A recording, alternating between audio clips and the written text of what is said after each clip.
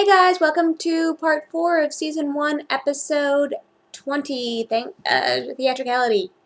Let's get going. It was good, although the lyrics did leave something to be desired. And then you say to tell you, and I couldn't stop picturing him licking and stuff. It was disturbing. We warned you. Now Gaga's gotta go.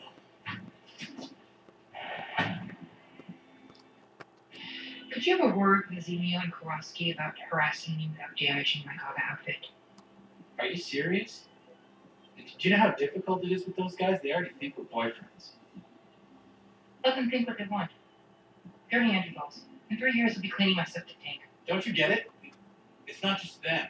We live in Ohio, not New York or San Francisco or some other city where people eat vegetables that aren't fried. I don't understand why you always need to make such a big... I'm sorry, this is going to be the episode where I get very angry at Finn.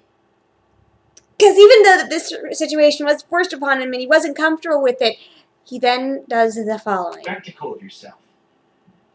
Why can't you just work harder at blending in? I'm sure that'd be easier for you.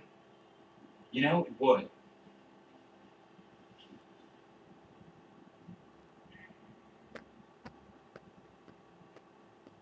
You are such a boy. You're gonna have to use a moist towelette if you want to get that makeup off. Don't touch me! You smacked him. What is your problem, Finn? It's just a moist towelette. I'm gonna finish in the laundry room. He's under a lot of pressure. He's high-strung, but he just could have just gently taken it and said, please don't, and it would have been fine. But Grow up, Finn. I think he's really over that crush by now. Kurt, you kicked over a chair! I know why you called, and don't worry about it. My reconnection with Rachel's not some kind of plot to mess with you guys before regionals. I'm not worried about regionals. It's Rachel. She's special. She's got all of the best of you. She's strong-willed, dramatic, wildly talented. Come on. She's not hard like you. I'm sorry. This is where Will should not have interfered! It's not his business! It's the Barry's business, not yours! She's fragile, over-emotional, and she's clearly convinced herself that you are as committed to this reunion as she is. And I don't think you are. You're not prepared to have a teenage daughter. Are you? I can't have any more kids. There were issues a few years back, then some surgery, and that's that. Okay.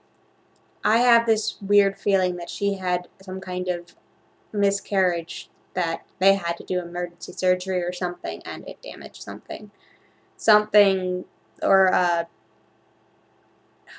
tubal pregnancy? I cannot remember what it's called, but it's when the fallopian tubes, the egg gets stuck there and gets fertile and blows up, and that would be damaging to her uterus.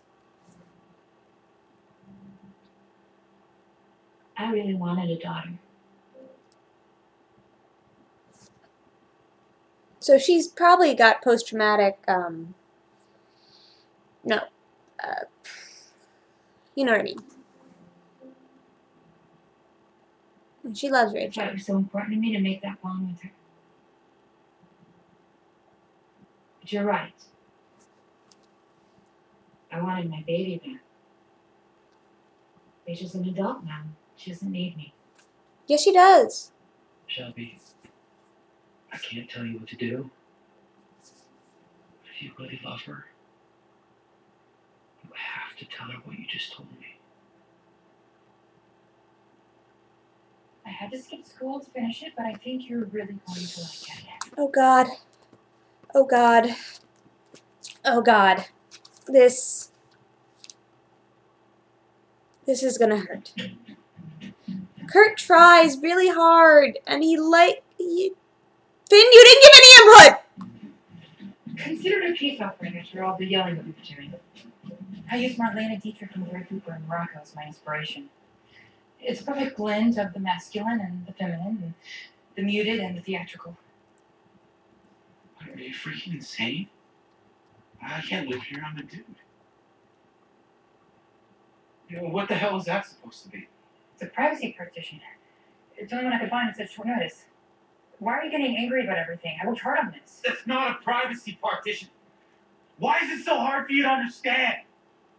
I don't want to get dressed in front of you.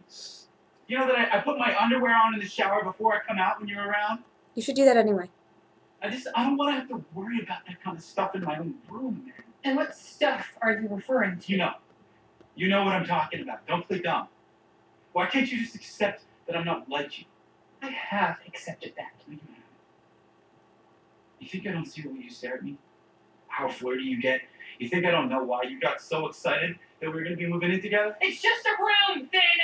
We can redecorate it if you want to! Okay. You're attacking him, Finn, so he's reacting. Your reaction, however, is completely unwarranted. Good. Well, then the first thing that needs to go is that faggy lamp. And then we need to get rid of this faggy couch guy. Thank you, Bert. What did you just call him?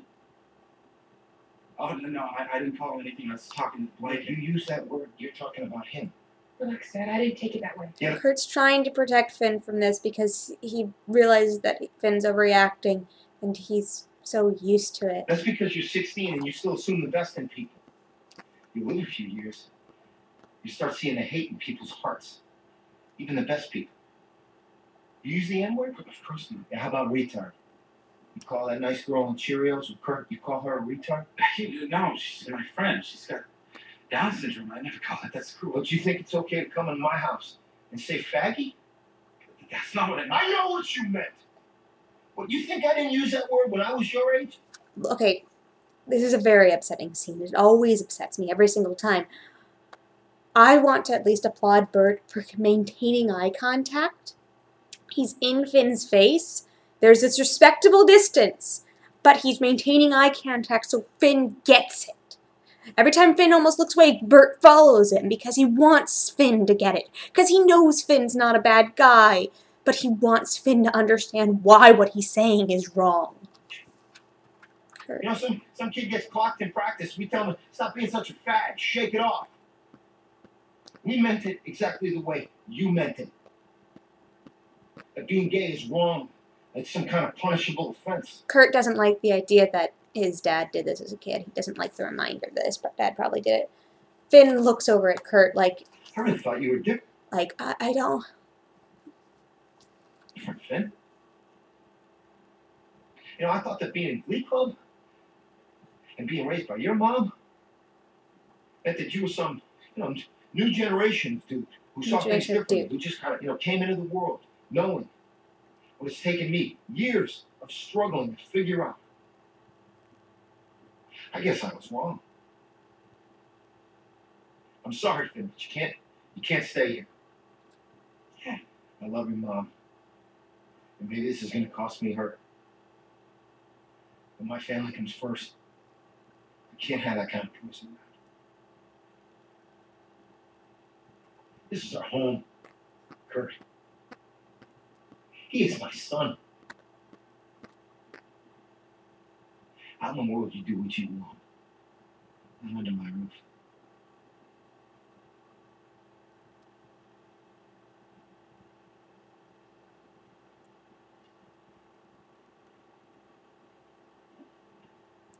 Bert watches him leave. Kurt watches his dad.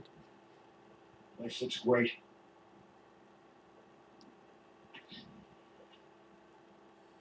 See, I think right now Bert is very upset and he really can't stay and give more comfort to Kurt. Kurt knows this, and I hope... nice little...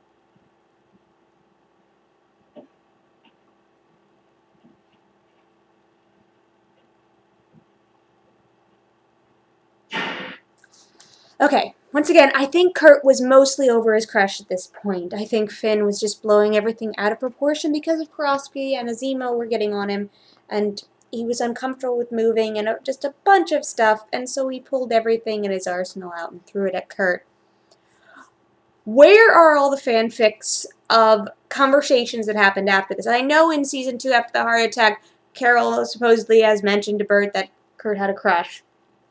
But where is the conversation between Bert and Carol right after this? I mean, does Finn run upstairs and say, Mom, I've been kicked out of the house? How does Carol find out that Finn's been kicked out? How does she find out that the move is off? I mean, what are the conversations that happen there? Also, where are all the Carol and... There are some fics that deal with the Carol-Finn conversation. And I know there's quite few of the Carol-Bert one. I want more. But most of all, I need a post-conversation with Bert and Kurt. And I want more minor conversations with Finn and Kurt. But the one fic that I have never found, ever, is Carol talking to Kurt. I'd like to see that fanfic at some point. Please? Anyone? But this was part 4 of season 1, episode 20. This hurts a lot. And we're going to get on to part 5 and see how this goes. Okay, toodles.